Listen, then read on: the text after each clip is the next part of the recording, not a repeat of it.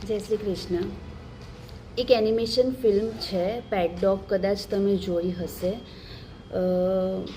એમાં એક કૂતરાને તાલીમ સ્કૂલમાં મૂકવામાં આવે છે. તાલીમ લીધેલા કૂતરાની કિંમત વધી જતી હોય છે, પણ બને છે એવું કે એક કૂતરો તાલીમ લીધા પછી અંતિમ પરીક્ષામાં એક સ્ટેપ ચૂકી જાય છે અને એને એ લાયક નથી, એક શાતીર નથી એવું જાહેર કરી દેવામાં આવે છે અને એને ગેટ આઉટ કરી દેવામાં આવે છે.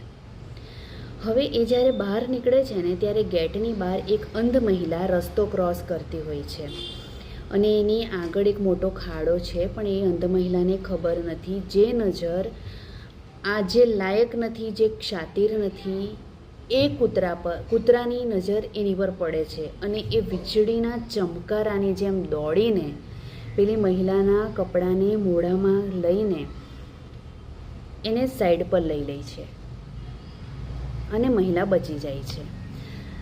ત્યાં બેઠેલા કે ત્યાં રહેલા લોકો આ દ્રશ્ય જુએ છે અને પેલા કૂતરાનું સન્માન કરે છે.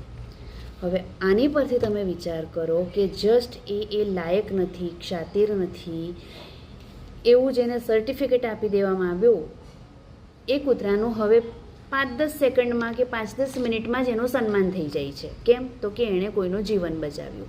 તો આની પરથી આપણે એ કહી શકીએ કે સ્કૂલની પરીક્ષા, નોકરીની પરીક્ષા, જીવનની પરીક્ષા, કોલેજની પરીક્ષા, એમાં એક સ્ટેપ ચૂકી જવાથી જે નિર્ણય આવી જતો હોય એ આખરી નિર્ણય નથી. આપણે જીવનમાં કોને કેટલું કામ લાગ્યા એ સાચું જીવન છે. અને આપણા જીવનનો આખરી નિર્ણય એ હજી કુદરતે કર્યો નથી. માટે પોતાનું કર્મ કરતા રહો. આપણને સર્ટિફિકેટની જરૂર નથી. જો આ વાત હૃદયસ્પર્શી લાગી હોય તો કમેન્ટમાં જય શ્રી કૃષ્ણ જરૂર લખજો.